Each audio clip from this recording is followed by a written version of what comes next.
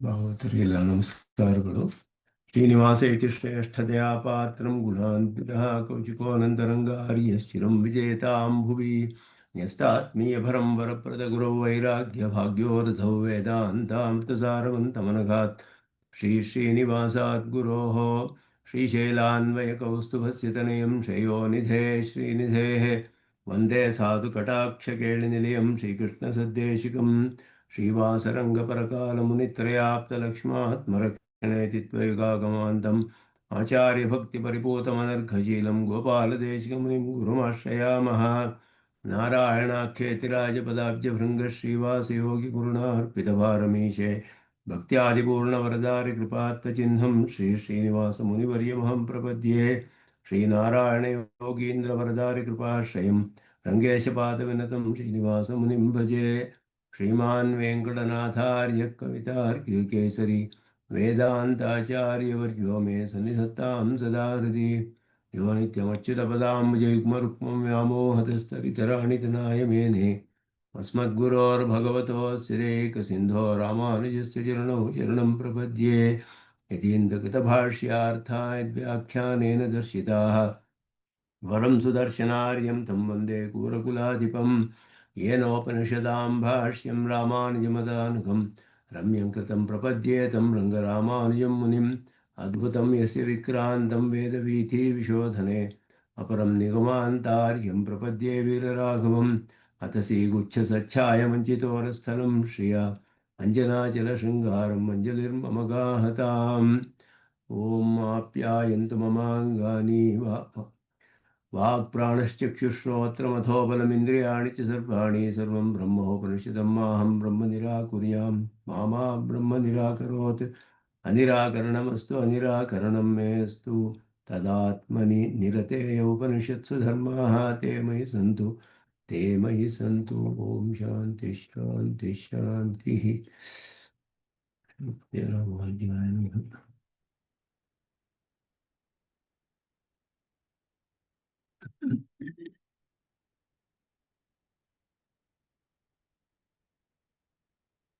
ಸದ್ವಿದ್ಯಾ ಪ್ರಕರಣದಲ್ಲಿ ಛಾಂದೋಗ್ಯ ಉಪನಿಷತ್ತು ಅದರಲ್ಲಿ 5ನೆಯ ಖಂಡ ಅದು ಮುಗಿದು ಈಗ 6ನೆಯ ಖಂಡವು ಆರಂಭಿಸುತ್ತೆ. ಷಷ್ಠ ಖಂಡ. ಅದರಲ್ಲಿ ಹೇಗೆ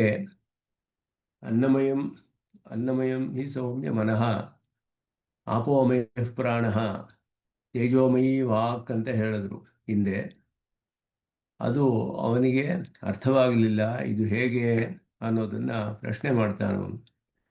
ಕಡೆಯಲ್ಲಿ ಹೇಳಿದಾಗ ಅನ್ನಮಯಂ ಹಿ ಸೌಮ್ಯ ಮನಃ, ಅನ್ನಮಯ ಅಂತಂದ್ರೆ ಏನು, ಮಯಟ್ ಪ್ರತ್ಯಯ, ಅನ್ನಮಯವಾದದ್ದು ಅಂದರೆ ಏನರ್ಥ ಇದರಿಂದ ಅಂದರೆ ಅದು ಅದರ ಒಂದು ಸೂಕ್ಷ್ಮ ಅಂಶವು ಮನಸ್ಸಿಗೆ ಆಪ್ಯಾಯಕ ಪೋಷಕವಾಗುತ್ತೆ ಅಂತ ಹೇಳಿ ಅದರಲ್ಲಿ ಹೋಗಿ ಸೇರುತ್ತೆ ಮನಸ್ಸಿಗೆ ಅನ್ನೋದು ಅರ್ಥ ಅಲ್ಲಿ. ಹಾಗೆಯೇ ಅಪೋಮಯ ಪ್ರಾಣ ಅನ್ನುವಾಗಲೂ ಹಾಗೆಯೇ ಅಪ್ಪಿನ ಸೂಕ್ಷ್ಮಾಂಶವು ಪ್ರಾಣಕ್ಕೆ ಹೋಗಿ ಸೇರುತ್ತೆ. ತೇಜಸ್ಸಿನ ಸೂಕ್ಷ್ಮಾಂಶವು ವಾಕಿಗೆ ಆಪ್ಯಾಯಕವಾಗುತ್ತೆ. ಇದು ಕಾರ್ಯಕಾರಣ ಭಾವವಲ್ಲ, ಇದು ಆಪ್ಯಾಯಕ ಅನ್ನುವ ಪೋಷಕ ಅಂತ ಅರ್ಥ. ಪೋಷಕ ಅದಕ್ಕೆ ಅದನ್ನು ಪೋಷಿಸುತ್ತೆ ಅಂತ ಅರ್ಥ. ಇದು ಹೇಗೆ ಉಪಪನ್ನವಾಗುತ್ತೆ? ಸರ್ವಸ್ಯಾಪಿ ತ್ರಿವೃತ್ಕೃತತ್ವೇನ ಸರ್ವಸ್ಯಾಪಿ ಭಕ್ಷ್ಯಸ್ಯ ತೇಜೋಪನ್ನ ರೂಪತೆಯ ಅನ್ನಮಯಂ ಹಿ ಸೌಮ್ಯ ಮನಃ ಅಪೋಮಯಿ ಪ್ರಾಣಃ ತೇಜೋಮಯಿ ವಾಕ್ ಇತಿ ಉಪಪದ್ಯತೆ ಇತಿ ನ ಕ್ಷತಿಃ. ಹೇಗೆ ಇದು ಉಪಪನ್ನವಾಗುತ್ತೆ ಅಂದರೆ ಎಲ್ಲವೂ ತ್ರಿವೃತ್ಕರಣ ಮಾಡಲ್ಪಟ್ಟಿದೆ, ಆದ್ದರಿಂದ ಎಲ್ಲವೂ ತೇಜೋಪನ್ನ ರೂಪವೇ. ತೇಜಸ್ಸು, ಅಪ್ಪು, ಅನ್ನ ಅನ್ನೋದು ಎಲ್ಲದರಲ್ಲಿಯೂ ಇದೆ. ಆದ್ದರಿಂದ ಈ ರೀತಿ ಹೇಳುವುದು ಅಂತ. ಆಗ ಅವನಿಗೆ ಇನ್ನೂ ಅರ್ಥವಾಗಲಿಲ್ಲ. ಅದರಲ್ಲಿ ಸೂಕ್ಷ್ಮ ಭಾಗವು ಮನಸ್ಸಿಗೆ ಹೋಗುತ್ತೆ ಅಂತ ಹೇಳಿದ್ರೆ ಅದನ್ನು ಹೇಗೆ ಅರ್ಥ ಮಾಡ್ಕೊಳ್ಳೋದು? ಮೊದಲು ಹೇಳಿದ್ರು, ದಧಿಯಲ್ಲಿ ಕಡೆದರೆ ಮೇಲೆ ಬೆಣ್ಣೆಯು ಮೇಲೆ ಬರುತ್ತೆ, ಸೂಕ್ಷ್ಮ ಅಂಶ ಮೇಲ್ಗಡೆ ಬಂದಾಗ ಅದು ಮುಂದೆ ತುಪ್ಪವಾಗುತ್ತೆ. ಸರ್ಪಿಹಿ ಭವತಿ ಅಂತ ಉಪನಿಷತ್ತಿನಲ್ಲಿ. ದದ್ನಃ ಮಧ್ಯಮಾನಸ್ಯ ಅಣಿಮ ಸೂರ್ಧ್ವ ಸಮುದೀಶತಿ, ಮೇಲೆ ಹೋಗುತ್ತೆ ಅಂತ ಅರ್ಥ, ಮೇಲಕ್ಕೆ ಹೋಗುತ್ತೆ. ತತ್ ಸರ್ಪಿರ್ಭವತಿ. ಹಾಗೆ ತಿಂದ ಅನ್ನವೂ ಕೂಡ ಅದರ ಸೂಕ್ಷ್ಮ ಭಾಗವು ಮೇಲೆ ಬಂದು ಮನಸ್ಸಿಗೆ ಹೋಗಿ ಸೇರುತ್ತೆ ಅಂತ ಹೇಳ್ತಾರೆ. ಅನ್ನದ ಸೂಕ್ಷ್ಮ ಭಾಗಕ್ಕೂ ಮನಸ್ಸಿಗೂ ಹೇಗೆ ಸಂಬಂಧ ಇರೋದು ನಮಗೆ ತಿಳಿದು ಬರುತ್ತೆ. ಅನ್ನಕ್ಕೂ ಮನಸ್ಸಿಗೂ ಇರುವ ಸಂಬಂಧವು ಹೇಗೆ ತಿಳಿದು ಬರುತ್ತೆ, ಅದು ಅವನಿಗಿನ್ನೂ ಅರ್ಥವಾಗಲಿಲ್ಲ. ಭೂಯ ಏವ ಮಾ ಭಗವಾನ್ ವಿಜ್ಞಾಪಯತು ಇತಿ ಪ್ರಾರ್ಥನೆ ಮಾಡ್ತಾನೆ. ನನಗೆ ಮತ್ತೆ ಇದನ್ನು ಸ್ವಲ್ಪ ವಿವರಿಸಬೇಕು, ಸ್ಪಷ್ಟಪಡಿಸಬೇಕು. ಏವಮಶಿತಾನಾಂ ತೇಜೋಬನ್ನಾನಾಂ, ಎಲ್ಲವೂ ತೇಜಸ್ಸು, ಅಪ್ಪು, ಅನ್ನ ಮೊದಲಾದ 3 ಅಂಶಗಳನ್ನು, ಅಂದರೆ 5 ಪಂಚಭೂತಗಳ ಎಲ್ಲ ಪಾಂಚಭೌತಿಕವಾದದ್ದೇ, ಎಲ್ಲದರಲ್ಲಿಯೂ ಎಲ್ಲವೂ ಇದೆ ಅಂತ ಪಂಚೀಕರಣದಿಂದ ಇಲ್ಲಿ ಇಲ್ಲಿ ಹೇಳಲ್ಪಟ್ಟ ತ್ರಿವೃತ್ಕರಣದಿಂದ ತಿಳಿಯಲ್ಪಡುತ್ತೆ. ಸೂಕ್ಷ್ಮಾಂಶಾಃ ವಾಗಾದ್ಯಾಪ್ಯಾಯಕಃ ಸಂತಿ ಇತ್ಯತ್ರ ನ ಮನಸಃ ವಿಸ್ರಂಭಃ. ವಿಸ್ರಂಭ ಅಂದರೆ ವಿಶ್ವಾಸ. ಅದರಲ್ಲಿ ಸೂಕ್ಷ್ಮವಾದ ಅಂಶಗಳು ಮನಸ್ಸು, ಪ್ರಾಣ, ವಾಕು ಇವುಗಳಿಗೆ ಆಪ್ಯಾಯಕವಾಗುತ್ತೆ ಅನ್ನೋ ವಿಷಯದಲ್ಲಿ ನನಗೆ ಇನ್ನೂ ಸ್ಪಷ್ಟವಾಗಿ ಅದರಲ್ಲಿ ವಿಶ್ವಾಸ ಬಂದಿಲ್ಲ. ಇದು ಹೇಗೆ ಅನ್ನೋದು ಅರ್ಥವಾಗಲಿಲ್ಲ ಅಂತ ಅರ್ಥ. ಆದ್ದರಿಂದ ಭೂಯಃ ಪುನರಪಿ ಸಮ್ಯಕ್ ದೃಷ್ಟಾಂತರೈ ಅಮುಮರ್ಥಂ ದರ್ಶಯತು ಇತಿ ಶಿಷ್ಯ ಪ್ರಾರ್ಥಯಾಮಾಸ ಇತ್ಯರ್ಥಃ. ಇನ್ನು ಯಾವುದಾದ್ರೂ ಕೆಲವು ದೃಷ್ಟಾಂತಗಳಿಂದ ಸ್ವಲ್ಪ ಇನ್ನೂ ಸ್ಪಷ್ಟವಾಗಿ ತಿಳಿಯುವ ಹಾಗೆ ನನಗೆ ಸ್ಪಷ್ಟವಾಗಿ ತಿಳಿಯೋ ಹಾಗೆ ಇನ್ನೊಂದು ಸ್ವಲ್ಪ ಬೇರೆ ಯಾವುದಾದ್ರೂ ದೃಷ್ಟಾಂತಗಳಿಂದ ಸ್ವಲ್ಪ ಉಪದೇಶ ಮಾಡಿ ತಿಳಿಸಿ ನನಗೆ ಅಂತ ಅವನು ಪ್ರಾರ್ಥನೆ ಮಾಡ್ತಾನೆ ಅವರ ತಂದೆಯನ್ನು. ಹಾಗೆಯೇ ಆಗಲಪ್ಪ ಅಂದರು. ತಥಾ ಸೌಮ್ಯೇತಿ ಆಚಾರ್ಯೋಪಿ ತಥಾಸ್ತು ಇತಿ ಉವಾಚ. ಅವನು ಶ್ವೇತಕೇತು ಹೇಳಿದ್ದು ಭೂಯ ಏವ ಮಾ ಭಗವಾನ್ ವಿಜ್ಞಾಪಯಿತು, ಮತ್ತೆ ಇದನ್ನು ತಿಳಿಸಿ ಎಂದ. ಅವನ ಅಭಿಪ್ರಾಯ ಹೀಗಿದೆ ಅನ್ನೋದು ಅವರಿಗೆ ಹೇಗೆ ತಿಳಿಯಿತು? ಅವನಿಗಿನ್ನೂ ವಿಶ್ವಾಸ ಬಂದಿಲ್ಲ, ಸ್ವಲ್ಪ ಬೇರೆ ದೃಷ್ಟಾಂತಗಳನ್ನು ಹೇಳಬೇಕು, ಅವನ ಮುಖ ನೋಡಿದ್ರೇ ತಿಳಿಯುತ್ತೆ ಅಂತ ಹೇಳ್ತಾರೆ ಇವರು ಉತ್ತಮೋರ್ ಸ್ವಾಮಿಗಳು. ಭೂಯ ಏವ ಇತ್ಯೇತಾವತ ಅಸ್ಯ ಅಯಂ ಪ್ರಷ್ಟವ್ಯಾಂಶಃ ಇತಿ ಕಥಂ ಜ್ಞಾಯತೆ? ಮುಖದರ್ಶನ ಮಾತ್ರೇಣ ಶಿಷ್ಯ ಜಿಜ್ಞಾಸ್ಯ ನಿಶ್ಚಯ ಅಂತ ಹೇಳಿದ್ರು. ಮುಖ ನೋಡಿದ್ರೆ ಗೊತ್ತಾಗ್ಬಿಡುತ್ತೆ, ಇದುವೇ ಅವನಿಗೆ ಸಂಶಯ, ಇನ್ನೂ ಇದೆ ಸರಿಯಾಗಿ ಬಂದಿಲ್ಲ, ಕೆಲವು ದೃಷ್ಟಾಂತಗಳನ್ನು ಬೇರೆ ಹೇಳಿ ಇವನಿಗೆ ಸ್ಪಷ್ಟಪಡಿಸ್ಬೇಕು, ಹಾಗೆಯೇ ಆಗಲಪ್ಪ ಅಂತ ಹೇಳಿದ್ರು. ಅದನ್ನು ಮುಂದೆ ತಿಳಿಸ್ತಾರೆ ಮುಂದಿನ ಅಂಶದಲ್ಲಿ.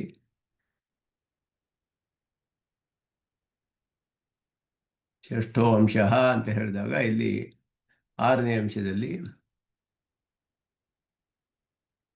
ದಧ್ನಃ ಸೌಮ್ಯ ಮಧ್ಯಮಾನಸ್ಯ ಅಡಿಮಾ ಸವೂರ್ಧ್ವ ಸಮುದೀಶತಿ ತತ್ ಸತ್ಪಿರ್ಭವತಿ. ಮೊಸರಿನ ಸೂಕ್ಷ್ಮ ಭಾಗ ಅದು ದಧ್ನಃ ಊರ್ಧ್ವಂ ಉದ್ಗತಃ. ಊರ್ಧ್ವ ಅಂದರೆ ಉದ್ಗತಃ, ಮೇಲೆ ಹೋಗೋದು ಅಂತ. ಅಣೀಯಾನ್ ಅಂಶ ಯಥಾ ಸರ್ಪಿ ಭವತಿ. ಸೂಕ್ಷ್ಮವಾದ ಅಂಶ ಹೇಗೆ ತುಪ್ಪವಾಗುತ್ತೋ ಹಾಗೆಯೇ ಮನಸ್ಸಿಗೂ ಕೂಡ ಅನ್ನದ ಸೂಕ್ಷ್ಮ ಅಂಶ ಹೋಗಿ ಸೇರುತ್ತೆ. ಏವಮೇವ ಖಲು ಸೌಮ್ಯ ಅನ್ನಸ್ಯ ಅಶ್ಯಮಾನಸ್ಯ, ತಿನ್ನುತ್ತಿರುವಂತಹ ಅನ್ನ ಯಹ ಅಣಿಮಾ ಸ ಊರ್ಧ್ವ, ಸೂಕ್ಷ್ಮವಾದ ಅಂಶ ಯಾವುದಿದೆಯೋ ಅದು ಮೇಲೆ ಸಮುದೀಶತಿ ತನ್ಮನೋಭವತಿ, ಅದು ಮನಸ್ಸಿಗೆ ಹೋಗಿ ಸೇರುತ್ತೆ. ಮನೋಭವತಿ ಅಂದರೆ ಮನಸ್ಸಲ್ಲಿ ಹೋಗಿ ಸೇರುತ್ತೆ ಅಂತ. ಅದೇ ರೀತಿ ಅಪಾಂ ಸೌಮ್ಯ ಪೀಯಮಾನಾನಾಂ, ಕುಡಿಯುವ ನೀರು ಮೊದಲಾದದ್ದು ಕೂಡ ಯೋ ಅಣಿಮಾ ಸವೂರ್ಧ್ವ, ಸೂಕ್ಷ್ಮವಾದ ಅಂಶವು ಮೇಲೆ ಹೋಗಿ ಪ್ರಾಣೋಭವತಿ, ಪ್ರಾಣಕ್ಕೆ ಆಪ್ಯಾಯಕವಾಗುತ್ತೆ. ತೇಜಸಃ ಸೌಮ್ಯಾಶ್ಯಮಾನಸ್ಯ ಅಣಿಮಾ ಸವೂರ್ಧ್ವ ಸಮುದೀಶತಿ ವಾಗ್ಭವತಿ. ಇದು ಹಾಗೆಯೇ ಊರ್ಧ್ವ ಅಂದರೆ ಅದು ಬೇರ್ಪಡಿಸಲ್ಪಡುತ್ತೆ, ಅದರಿಂದ ಬೇರ್ಪಡಿಸಲ್ಪಟ್ಟು ಈ ಬೇರೆ ಬೇರೆ ಭಾಗಕ್ಕೆ ಹೋಗಿ ಆಪ್ಯಾಯಕವಾಗುತ್ತೆ. ಆದ್ದರಿಂದಲೇ ಅನ್ನಮಯಂ ಹಿ ಸೌಮ್ಯ ಮನಃ ಅಪೋಮಯ ಪ್ರಾಣ ತೇಜೋಮಯಿ ವಾಕ್. ಮತ್ತೆ ಅವನಿಗೆ ಸಂಶಯ. ಭೂಯ ಏವ ಮಾ ಭಗವಾನ್ ವಿಜ್ಞಾಪಯಿತು ತಥಾ ಸೌಮ್ಯೇತಿ ಹೋವಾಚ. ಹಾಗೇ ಆಗಲಪ್ಪ ಅಂತ ಹೇಳಿದ್ರು. ಮತ್ತೆ ಏವಮೇವ ಉಕ್ತ ದೃಷ್ಟಾಂತವದೇವ ಔದರ್ಯೇಣ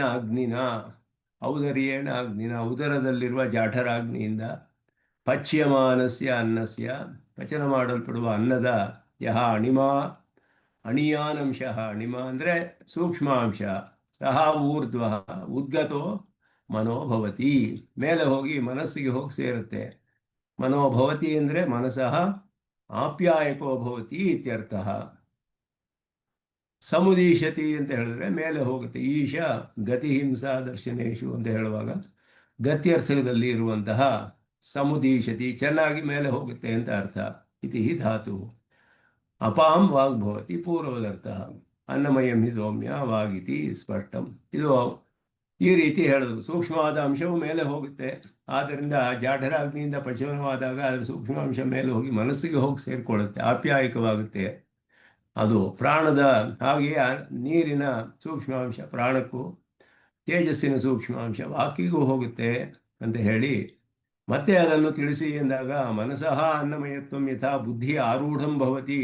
ನನ್ನ ಮನಸ್ಸಿನಲ್ಲಿ ಮತ್ತೆ ಸ್ಪಷ್ಟವಾಗಿ ಮನಸ್ಸು ಅನ್ನಮಯ ಅಂತ ಹೇಳಿದ್ದು, ನೀವು ನನಗೆ ಅನ್ನಮಯವಾದದ್ದು ಮನಸ್ಸು ಅಂತ ಹೇಳಿದ್ದು ಇನ್ನೂ ಸ್ಪಷ್ಟವಾಗಿಲ್ಲ. ಮನಸ್ಸಿನಲ್ಲಿ ನನಗೆ ಸ್ಪಷ್ಟವಾಗಿ ತಿಳಿಯೋ ಹಾಗೆ ತಥಾ ಪ್ರದರ್ಶಯಿತು ಇತಿ ಅರ್ಥ. ಹಾಗಿತ್ತು ಸ್ವಲ್ಪ ತಿಳಿಸಿ ಇನ್ನೂ ಸ್ಪಷ್ಟವಾಗಿ ಅಂತ ಅರ್ಥ. ಆಗ ಅವರು ಮುಂದೆ ಹೇಳ್ತಾರೆ, ಈಗ ಷೋಡಶಕಲ ಷೋಡಶಕಲಹ ಸೌಮ್ಯ ಮುಂದಿನ ಖಂಡ ಇದು, 7ನೇ ಖಂಡ. ಸಪ್ತಮಃ ಖಂಡ ಷೋಡಶಕಲಹ ಸೌಮ್ಯ ಪುರುಷಃ ಪಂಚದಶಾಹಾನಿ ಮಾಶೀಹಿ. ಅವ್ರು ಹೇಳಿದ್ರು 15 ದಿನ ಊಟ ಮಾಡಬೇಡ. ಪುರುಷನಲ್ಲಿ 16 ಭಾಗಗಳಿದೆ. ಷೋಡಶ ಕಲಹ, ಕಲ ಅಂದರೆ ಭಾಗ. ಷೋಡಶ ಕಲಹ ಸೌಮ್ಯ ಪುರುಷ, 16 ಭಾಗಗಳಿದೆಪ್ಪ ಪುರುಷನಲ್ಲಿ.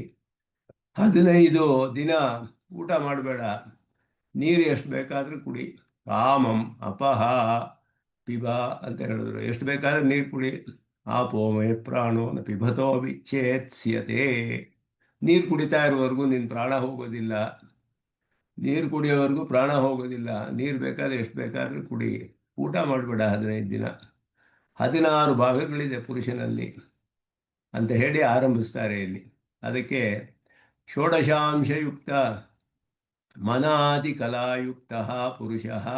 ಮನ ಮೊದಲಾದ, ಮನಸ್ಸು ಮೊದಲಾದದ್ದು. ಇದಕ್ಕೆ ಬೇಕಾದಷ್ಟು ಅರ್ಥಗಳು ಬೇರೆ ಕಡೆ ಬರುತ್ತೆ. ಇವರು ಉತ್ತಮೂರು ಸ್ವಾಮಿಗಳು ತಿಳಿಸ್ತಾರೆ, ಈ 16 ಕಲೆ ಅಂತ ಭಾಗಗಳು ಹೇಳಿದ್ದಕ್ಕೆ ಏನೇನು ಅರ್ಥಗಳು ಎಲ್ಲೆಲ್ಲಿ ಬಂದಿದೆ ಅಂತ ಹೇಳಿಬಿಟ್ಟು ಹೇಳ್ತಾರೆ ಇವರು. ಭವತು ಅನಿಷ್ಠೋಂಶಃ ತದಾಪ್ಯಾಯಿತತ್ವೇ ಕಿಂ ಪ್ರಮಾಣಂ ಇತ್ಯತ್ರ ಅನ್ವಯಂ ವ್ಯತಿರೇಕಾಭ್ಯಾಂ ತದ್ದರ್ಶಯತಿ ಷೋಡಶಕಲಹ ಇತಿ. ಇಲ್ಲಿ ಅನ್ವಯ ವ್ಯತಿರೇಕ ಮೂಲಕವಾಗಿ ಪ್ರಾಣಕ್ಕೆ ನೀರು ಆಪ್ಯಾಯಕ, ಮನಸ್ಸಿಗೆ ಅನ್ನದ ಸೂಕ್ಷ್ಮಾಂಶ ಆಪ್ಯಾಯಕ ಅಂತ ಹೇಳಿದ್ರಲ್ಲ, ಇದನ್ನ ಅನ್ವಯ ವ್ಯತಿರೇಕ ಮೂಲಕವಾಗಿ ಇಲ್ಲಿ ತಿಳಿಸ್ತಾ ಇದ್ದಾರೆ. ಅವನಿಗೆ ಶ್ವೇತಕೇತುಗೆ ಉದ್ದಾಲಕರು 16 ಕಲೆಗಳು ಅಂತ ಆರಂಭಿಸಿದ್ರು. 16 ಕಲೆಗಳು ಅನ್ನೋದು ಏನು, ಎಲ್ಲೆಲ್ಲಿ ಏನು ಅರ್ಥ ಹೇಳಿದೆ ಉತ್ತಮೂರು ಸ್ವಾಮಿಗಳು ತಿಳಿಸ್ತಾರೆ. ಪುರುಷಸ್ಯ ಷೋಡಶಕಲತ್ವಂ ನಾನಾ, ಅನೇಕ ವಿಧವಾಗಿ ಹೇಳಲ್ಪಟ್ಟಿದೆ ಬೇರೆ ಬೇರೆ ಕಡೆ. ಪ್ರಶ್ನೋಪನಿಷತ್ತಲ್ಲಿ ಒಂದು ವಿಧವಾಗಿ ಹೇಳಿದೆ, ಅದುವೇ ಮುಂಡಕೋಪನಿಷತ್ತಲ್ಲೂ ಹೇಳಲ್ಪಟ್ಟಿತು. ಪ್ರಶ್ನೋಪನಿಷದುಕ್ತಂ ಏಕಂ ತದೇವ ಮುಂಡಕೇಪಿ ಅನೂದಿತಂ. ಹಾಗೆಯೇ ಬೃಹದಾರಣ್ಯಕದಲ್ಲಿ ಇನ್ನೊಂದು ರೀತಿಯಲ್ಲಿ ಚಂದ್ರವತ್ ಷೋಡಶಕಲತ್ವ ಮುಕ್ತ. ಚಂದ್ರನಿಗೆ ಹೇಗೆ 16 ಕಲೆಗಳಿದೆಯೋ ಪಕ್ಷದಲ್ಲಿ, ಹಾಗೆ ಇವನಿಗೂ 16 ಕಲೆಗಳು ಅಂತ ಹೇಳಿ ಬೃಹದಾರಣ್ಯಕದಲ್ಲಿ ತಸ್ಯ, ಅದರಲ್ಲಿ ವಿತ್ತಮೇವ ಪಂಚದಶಕಲಾಹ, 15 ಅವನ ಆಸ್ತಿ, ಅವನ ಹಣ. ಆತ್ಮೈವಾಸ್ತಿ ಷೋಡಶಿ ಕಲಾ, ಹೀಗೆ ಹೇಳಿದೆ ಅಲ್ಲಿ. ವಿತ್ತ ಚಿತ್ತ ಇರಬೇಕಿದು. ಚಿತ್ತಮೇವ ಪಂಚದಶಕಲಃ. ಪಂಚಭೂತಾನಿ, ಇನ್ನೊಂದು ಕಡೆ ಹೇಳಿರೋದು ಪಂಚಭೂತಾನಿ ಏಕಾದಶ ಇಂದ್ರಿಯಾಣಿ ಚಪುಂಸಃ ಷೋಡಶಕಲಾ ಇತಿ ಪ್ರಸಿದ್ಧಮೇವ. ಪಂಚಭೂತಗಳು 11 ಇಂದ್ರಿಯಗಳು ಪುರುಷನ 6 ಭಾಗಗಳು ಅಂತ ಹೇಳಲ್ಪಟ್ಟಿದೆ. ಷೋಡಶಕಲಾ ಅಂತ ಹೇಳಲ್ಪಟ್ಟಿರೋದು ಇದು ಪ್ರಸಿದ್ಧವಾಗಿದೆ ಅಂದರು. ಷೋಡಶಕಲಃ ಚಂದ್ರಶ್ಚ ಪಂಚದಶಭಿಃ ಅಹಾಭಿಃ ಕ್ಷೀಯತೆ. 15 ದಿನಗಳಲ್ಲಿ ಕ್ಷೀಣವಾಗ್ತಾನವನು. 16 ಕಲೆಗಳುಳ್ಳ ಚಂದ್ರನು 15 ದಿನಗಳಲ್ಲಿ ಕ್ಷೀಣವಾಗ್ತಾನೆ. ತತ್ವತ್ ಪುರುಷೇಪಿ ತಥಾತ್ವಂ ಅತ್ರ ವರ್ಣ್ಯತೆ. ಹಾಗೆಯೇ ಇಲ್ಲಿಯೂ ವರ್ಣನೆ ಮಾಡ್ತಾರೆ. 15 ಕಲೆಗಳು ಕ್ಷೀಣವಾಗುತ್ತೆ. 15 ದಿನದಲ್ಲಿ ಕ್ಷೀಣವಾಗಿ 16ನೇ ದಿನ ಅಮಾವಾಸ್ಯೆ ಏನೂ ಇರೋದಿಲ್ಲ, ಆವತ್ತು ಪೂರ್ಣವಾಗಿ ಹೋಗ್ಬಿಡುತ್ತೆ. ಆ ರೀತಿ ಇಲ್ಲಿ ವರ್ಣನೆ ಮಾಡ್ತಾರೆ. ಒಂದೊಂದು ದಿನ ತತ್ರ ಏಕೈಕ ದಿನ ಕ್ಷೀಯಮಾಣಸ್ಯ ಅಂಶಸ್ಯ ಏಕೈಕ ಕಲಾತ್ಮ. ಇದು ವರ್ಣನೆ ಮಾಡೋದು ಹೀಗೆ ಹೇಳ್ತಾರೆ, 16 ಕಲೆಗಳಿದೆ ಅಂತ ಹೇಳಿ. ಒಂದು ಕಲೆ ಮಾತ್ರ ಕಡೆಯಲ್ಲಿ ಉಳ್ಕೊಳ್ಳೋದು ಯಾವುದು ಅಂದರೆ ಪ್ರಾಣ. ಅದು ಕಡೆಯಲ್ಲಿ ಹೋಗುತ್ತೆ, ಅದುವರೆಗೂ ಮಿಕ್ಕಿದೆಲ್ಲ ಯಾವುದು ಹೋಗೋದಿಲ್ಲ. ಪ್ರಾಣ ಹೋದರೆ ಎಲ್ಲ ಹೋಗ್ಬಿಡುತ್ತೆ. ಪ್ರಾಣ 16ನೇದು ಭಾಗ ಅಂತ ಹೇಳಿದೆ ಇಲ್ಲಿ. ಅದಕ್ಕೆ ಬೇಕಾದದ್ದು ನೀರು. ಅದಕ್ಕೆ ಅವ್ರು ಹೇಳಿದ್ರು, ಊಟ ಮಾಡಬೇಡ 15 ದಿನ, ನೀರು ಎಷ್ಟು ಬೇಕಾದರೂ ಕುಡಿ, ಏನು ತಿನ್ನಬೇಡ ಅಂತ ಹೇಳಿದ್ರು. ಅದನ್ನು ತೋರಿಸೋದಕ್ಕೆ ಇವನಿಗೆ ಏಕೈಕ ದಿನ ಕ್ಷೀಯಮಾಣಸ್ಯ ಏಕೈಕ ಕಲಾ, ಒಂದೊಂದು ಕಲಾ ಅಂತ ಹೇಳಿ, ಶಿಷ್ಟಸ್ಯ ಏಕಕಲಾತ್ವ ಮಿತಿ ಕಲ್ಪನೆಯ, ಇದೊಂದು ಕಲ್ಪನೆ. ಪುರುಷಾಂತರ್ಗತ ಮನಃ ಷೋಡಶಕಲತ್ವಮೇವ ಪುರುಷಸ್ಯ ಷೋಡಶಕಲತ್ವಂ ಅಧ್ಯವಸೀಯತೆ. ಈ ರೀತಿ ಅವನ ಬುದ್ಧಿಯಲ್ಲಿ ಈ ರೀತಿ ಒಂದು ಕಲ್ಪನೆ ಮಾಡಿಕೊಂಡು 16 ಕಲೆ ಚಂದ್ರಗಳಿರೋ ಹಾಗೆ ಕ್ಷೀಣ ಆಗ್ತಾನಲ್ಲ, ಹಾಗೆ ನನ್ನ ಪುರುಷರಲ್ಲಿಯೂ 16 ಕಲೆಗಳಿದೆ. ಅದು ಒಂದೊಂದು ದಿನ ನೀನು ಊಟ ಮಾಡದೇ ಇದ್ರೂ ಒಂದೊಂದು ಕಲೆ ಕ್ಷೀಣವಾಗ್ತಾ ಬರುತ್ತೆ. ಆದ ಕಡೆಯಲ್ಲಿ ಪ್ರಾಣ ಒಂದು ಇರಬೇಕಾದ್ರೆ ನೀರು ಕುಡಿಬೇಕು, ನೀರನ್ನು ಕುಡಿತಾ ಇರು ಎಷ್ಟು ಬೇಕಾದರೂ ಅಂತ ಹೇಳಿ ಇಲ್ಲಿ ಹೇಳ್ತಾರೆ. ಅದನ್ನು ಮನಾದಿ ಸಂಬಂಧಿ ಕಲಾ ಷೋಡಶಯಸ್ಯ ಸಹ ಷೋಡಶ ಕಲಾ. ಇಲ್ಲಿ ಇದೆಲ್ಲ ಕೂಡ ಕಲಾಪದೇನ ಉಪರಿ ಶ್ರುತಿರಪಿ ನಿರ್ದೇಕ್ಷ್ಯತಿ. ಶ್ರುತಿಯು ಈ ರೀತಿ ಹೇಳುತ್ತೆ, ಮನಸ್ಸು ಮೊದಲಾದದ್ದು ಕಲೆಗಳು ಅಂತ ಹೇಳಿ. ಆದ್ದರಿಂದ ಷೋಡಶಾಂಶಯುಕ್ತ ಮನಾದಿಕಲಾಯುಕ್ತ ಇತಿ ತಾತ್ಪರ್ಯಾರ್ಥ ನ ಶಬ್ದಾರ್ಥ ಅಂದರು. ಕಲಾ ಅಂದರೆ ಭಾಗ ಅಂತಲೇ ಅರ್ಥ. ಇದಕ್ಕೆ ಒಂದು ಕಲ್ಪನೆಯನ್ನು ಮಾಡಿಕೊಳ್ತಾರೆ. ಈ ರೀತಿ ಪಂಚಭೂತಗಳು 16 ಇಂದ್ರಿಯಗಳು ಅಂತಾನು ಹೇಳಲ್ಪಟ್ಟಿದೆ. ಈ ರೀತಿ ಒಂದು ಕಲ್ಪನೆ ಮಾಡಿ 16 ಭಾಗ ಇದೆ, ಅದರಲ್ಲಿ 15 ಭಾಗ ಚಂದ್ರನಂತೆ ಎಲ್ಲ ಕ್ಷೀಣವಾಗ್ತಾ ಹೋಗುತ್ತೆ. ಒಂದೊಂದು ದಿನಕ್ಕೆ ಒಂದು ಕಲೆ ಉಳಿಯುತ್ತೆ ಕಡೆಯಲ್ಲಿ. ಪ್ರಾಣ ಅನ್ನೋದು ನೀರು ಕುಡಿತಾ ಇರಬೇಕಾದ್ರೆ ಅಂತ ಹೇಳಿ, ನೀನು ಊಟ ಮಾಡಬೇಡ, ನೀರು ಎಷ್ಟು ಬೇಕಾದ್ರೂ ಕುಡಿ. ಯಾಕೆ ಅಂದರೆ ಆಪೋಮಯ ಪ್ರಾಣ ನ ಪಿಬತಃ ವಿಚ್ಛೇದ್ಯತೆ. ಇದನ್ನು ಅದರ ಮೂಲಕವೇ ನಿರೂಪಣೆ ಮಾಡ್ತಾರೆ. ಅನ್ನವನ್ನು ಪ್ರಾಣವನ್ನು ಎರಡನ್ನೂ, ಮನಸ್ಸು ಪ್ರಾಣ ಎರಡೂ ಕೂಡ ಅನ್ನ ಮತ್ತು ಅಪ್ಪು ನೀರು, ಇದರ ಸೂಕ್ಷ್ಮಾಂಶ ಆಪ್ಯಾಯಕ ಅನ್ನೋ ಎರಡನ್ನೂ ಈ ಒಂದು ಅನ್ವಯ ಉದಾಹರಣೆಯಲ್ಲಿ ಅನ್ವಯ ವ್ಯತಿರೇಕ ಮೂಲಕವಾಗಿ ಹೇಳ್ತಾರೆ. ಮೊದಲು ಅದನ್ನು ತಿಳಿಸುವಾಗ ಊಟ ಮಾಡಬೇಡ ಅಂತ ಹೇಳಿದ್ರು. ಅವನು ಹಾಗೆಯೇ ಮಾಡಿದ. ಸಹ ಪಂಚದಶ ಹಾನಿ ನ ಆಶ, ಇರಲಿಲ್ಲ ಅವನು, ನಾಶ ಅಥ ಹೈನಮುಪಸಾದ. ಆಗ ಬಂದ ಶ್ವೇತಕೇತು, ಕಿಂಬ್ರವಿಮಿ ಭೋಹೋ ಅಂತ ಹೇಳ್ದ. ಏನು ಮಾಡಲಿ ಈಗ, ಏನು ಹೇಳಲಿ? ಅವ್ರು ಹೇಳಿದ್ರು, ರುಚ ಸೌಮ್ಯ ಯಜುಂಷಿ ಸಾಮಾನಿ. ಋಕ್ ಯಜು ಸಾಮಗಳೆಲ್ಲ ಸ್ವಲ್ಪ ಹೇಳಪ್ಪ, ಅವ್ನು ಕೇಳಬೇಕು. ಅಧ್ಯಯನ ಮಾಡ್ಕೊಂಡ್ಬಂದಿದ್ಯಲ್ಲ, ಹೋಗಿ ಎಲ್ಲವನ್ನು ಪೂರ್ಣವಾಗಿ ವೇದ ಅಧ್ಯಯನ ಮಾಡ್ಕೊಂಡ್ಬಂದಿದ್ದ ಆಚಾರ್ಯರಲ್ಲಿ, ಅದನ್ನು ಸ್ವಲ್ಪ ಹೇಳು ಅಂತ ಹೇಳಿದ್ರು. ಸಹೋವಾಚ ನವೈಮಾ ಪ್ರತಿಭಾಂತಿ ಭೋ. ನನಗೇನು ತೋರ್ತಾನೆ ಇಲ್ಲ ಹೇಳೋದಕ್ಕೆ. ನಾವು 15 ದಿನ ಊಟ ಮಾಡದೆ ನೀರು ಮಾತ್ರ ಕುಡ್ಕೊಂಡು ಕ್ಷೀಣವಾಗಿಬಿಟ್ಟಿತ್ತು ಅವನಿಗೆ. ಏನೂ ತೋರಲಿಲ್ಲ ಅಂತ ಹೇಳ್ದ ಅವನು. ಏನೂ ತೋರಲಿಲ್ಲ ನನಗೆ ಅಂತ. ಅದನ್ನು ಇಲ್ಲಿ ಯಾವಾಗ ಹೇಳ್ತಾರೆ ಈ ಥರ, ತತ್ರ ಪಂಚದಶ ಹಾನಿ ಮಾಶೀಹಿ, ಏನು ತಿನ್ನಬೇಡ ಅಂತ ಹೇಳಿದ್ರು. ಷೋಡಶಾಂಶ ಮನಾದಿ ಕಲಾಯುಕ್ತ ಅನ್ನೋದು ತಾತ್ಪರ್ಯ ಅರ್ಥ. ಇಲ್ಲಿ ಷೋಡಶ ಕಲಾ ಅಂತ ಹೇಳಿರೋದು ಕಲೆ ಅಂತ ಮಾತ್ರ ಹೇಳಿದೆ, ಮನಸ್ಸು ಮೊದಲಾದದ್ದು ಅಂತ ಹೇಳಲ್ಪಟ್ಟಿದೆ ಇಲ್ಲಿ ಹೇಳಿರೋದು ವ್ಯಾಖ್ಯಾನದಲ್ಲಿ. ಇದು ತಾತ್ಪರ್ಯ. ಅದರಿಂದ ತತಶ್ಚ ಮನಾದೇಹೇ ಷೋಡಶಾಂಶ ಪ್ರತ್ಯಹಂ ಭುಜ್ಯಮಾನೈ ಇರಬೇಕು, ಇದು ಸೃಜ್ಯಮಾನೈ ಅಂತ ಪ್ರಿಂಟಿಂಗ್ ಮಿಸ್ಟೇಕು. ಭುಜ್ಯಮಾನೈ ಅನ್ನಾದಿಭಿ ಆಪ್ಯಾಯಿತ, ಅನ್ನ ಮೊದಲಾದಗಳಿಂದ ಪೋಷಣೆ ಮಾಡಲ್ಪಟ್ಟು ಆಪ್ಯಾಯಿತ ಭವಂತಿ. ಪಂಚದಶ ಹಾನಿ ಮಾಶೀಹಿ ಅಂದರೆ 15 ದಿನಾನಿ ಮಾ ಭುಂಕ್ತಾ, ಏನು ತಿನ್ನಬೇಡ. ಕಾಮಮಪಃ ಪಿಬ ಯಥೇಷ್ಟಂ ಜಲಂ ಪಿಬ. ಅಪೋಮಯ ವಿಚ್ಛೇದಿಸಿದೆ. ಯಾಕೆ ಅಂದರೆ ಪ್ರಾಣವು ಅಪೋಮಯ ಪ್ರಾಣ ಅಂತ ಹೇಳಿದ್ರಿಂದ ನೀರು ಕುಡಿತಾ ಇದ್ರೆ ಅದು ಹೋಗೋದಿಲ್ಲ ಪ್ರಾಣ. ಜಲಪಾನೆ ಪ್ರಾಣ ವಿಚ್ಛೇದೋ ನ ಭವಿತ ಜಲಮಯತ್ವಾತ್ ಪ್ರಾಣಸ್ಯ ಇತಿ ಆಚಾರ್ಯ ಉವಾಚ ಇತ್ಯರ್ಥ. ಆದ್ದರಿಂದ ಜಲದ ಸೂಕ್ಷ್ಮಾಂಶ ಪ್ರಾಣಕ್ಕೆ ಹೋಗೋದ್ರಿಂದ ನಿನಗೆ ಅದರಿಂದೇನು ಪ್ರಾಣ ಹೋಗೋದಿಲ್ಲ, ಊಟ ಮಾಡಬೇಡ ಅಂದರು. ಎಲ್ಲ ಮಾಡಿಕೊಂಡು ಬಂದಾಗ ಏವಂ ಪಿತೃೋಕ್ತಃ ಪುತ್ರ ಪಂಚದಶ ಹಾನಿ ನ ಆಶ ನ ಭುಕ್ತವಾನ್, ಏನು ತಿನ್ನಲಿಲ್ಲ. ಅತ ಹೀನಮುಪಸಾದ ಕಿಂ ಬ್ರವೀಮಿ. ಷೋಡಶ ಹನಿ ಪಿತರಂ ಉಪಸನ್ನಃ ಶಿಷ್ಯ ಭಗವನ್ ಕಿಂ ಬ್ರವೀಮಿ ಇತ್ಯುಕ್ತವಾನ್. ಅವರು ಹೇಳ್ತಾರೆ ಆಚಾರ್ಯರು, ರುಚಸ್ಸೋಮ ಯಜುಂಷಿ ಸಾಮಾನ್ಯ, ಅಧೀತಾನ್ ವೇದಾನ್ ಪಠ ಇತ್ಯುಕ್ತವಾನ್ ಇತ್ಯರ್ಥ. ಅಧ್ಯಯನ ಮಾಡ್ಕೊಂಡ್ಬಂದಿಯಲ್ಲ ವೇದಗಳನ್ನು ಸ್ವಲ್ಪ ಹೇಳು, ಕೆಲವು ಮಂತ್ರಗಳನ್ನು. ಅವನು ಹೇಳ್ದ, ಯಾವುದು ನನಗೆ ಪ್ರತಿಭಾನ ವೈ ಪ್ರತಿಭಾಂತಿ, ನನಗೇನು ತೋರ್ತಾನೆ ಇಲ್ಲ ನನಗೆ. ಮಾಂ ಪ್ರತಿ ವೇದಾಹನ ಭಾಂತಿ ಇತಿ ಇತರಃ ಪ್ರತ್ಯುಕ್ತವಾನ್. ವೇದಗಳು ಯಾವುದು ನನಗೆ ಹೇಳೋದಕ್ಕೆ ತೋರ್ತಾ ಇಲ್ಲ, ನನಗೆ ಏನು ಜ್ಞಾಪಕವಿಲ್ಲ, ಎಲ್ಲ ಮರ್ತೋಗಿದೆ.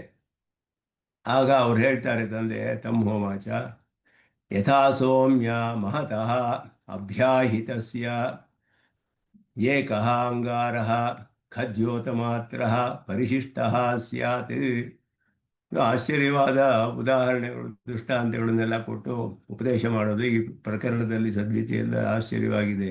ಉಪನಿಷತ್ತಿನಲ್ಲಿ ಚೆನ್ನಾಗಿ ಚೆನ್ನಾಗಿ ಜ್ವಲಿಸುತ್ತಿರುವ, ಅಭ್ಯಾಹಿತಸ್ಯ ಅಂದರೆ ಜ್ವಲಿಸುತ್ತಿರುವ ಅಂತ ಅರ್ಥ, ಜ್ವಲನೆ ಆಗ್ತಾ ಇರುವ, ಜ್ವಲಿಸುತ್ತಿರುವ ಅಗ್ನಿ ಚೆನ್ನಾಗಿ ಜ್ವಲಿಸ್ತಾ ಇದೆ. ಅದರಲ್ಲಿ ಏಕಃ ಅಂಗಾರಃ ಖದ್ಯೋತಮಾತ್ರಃ ಪರಿಶಿಷ್ಟಃ, ಒಂದು ಮಿಂಚು ಹುಳು, ಖದ್ಯೋತ ಅಂದರೆ ಒಂದು ಮಿಂಚು ಹುಳು ಅಂತ ಒಂದು ಚಿಕ್ಕ ಸಣ್ಣ ಕೆಂಡ ಮಾತ್ರ ಉಳ್ಕೊಂಡಿದೆ. ಚೆನ್ನಾಗಿ ಉರಿತಾ ಇತ್ತು ಅಗ್ನಿ ವೇದಿಯಲ್ಲಿ. ಎಲ್ಲ ಆದಮೇಲೆ ಇಲ್ಲಿ ಕೂಡ ಉದಾಹರಣೆಗಳೆಲ್ಲ ಹಾಗೆ, ಅದರಲ್ಲಿ ಒಂದು ಚಿಕ್ಕ ಕೆಂಡ ಮಾತ್ರ ಉಳ್ಕೊಂಡಿದೆ ಕಡೆಯಲ್ಲಿ. ಏಕಃ ಅಂಗಾರಃ ಖದ್ಯೋತ ಮಾತ್ರ ಪರಿಶಿಷ್ಟ. ಅವಾಗ ಏನಾಗುತ್ತೆ, ತೇನ ತಥೋಪಿ ನ ಬಹುದಹೇತ್, ಅದು ಅದಕ್ಕಿಂತ ಅಧಿಕವಾದ ಪದಾರ್ಥಗಳನ್ನು ಸುಡೋದಕ್ಕೆ ಶಕ್ತವಾಗೋದಿಲ್ಲ, ಸಮರ್ಥವಾಗೋದಿಲ್ಲ. ಒಂದೇ ಒಂದು ಚಿಕ್ಕ ಕೆಂಡ ಮಾತ್ರ ಉಳಿದಿದೆ, ಒಂದು ಅಂಗಾರ ಖದ್ಯೋತ ಮಿಂಚು ಹುಳಿರಂತೆ ಅಲ್ಲಿ ಉಳಿತಾ ಇದೆ. ಒಂದು ಕೆಂಡ ಮಾತ್ರ ಸ್ವಲ್ಪ ಇದೆ, ಅದು ಯಾವುದನ್ನು ಸುಡೋದಕ್ಕೆ ಶಕ್ತವಾಗೋದಿಲ್ಲ.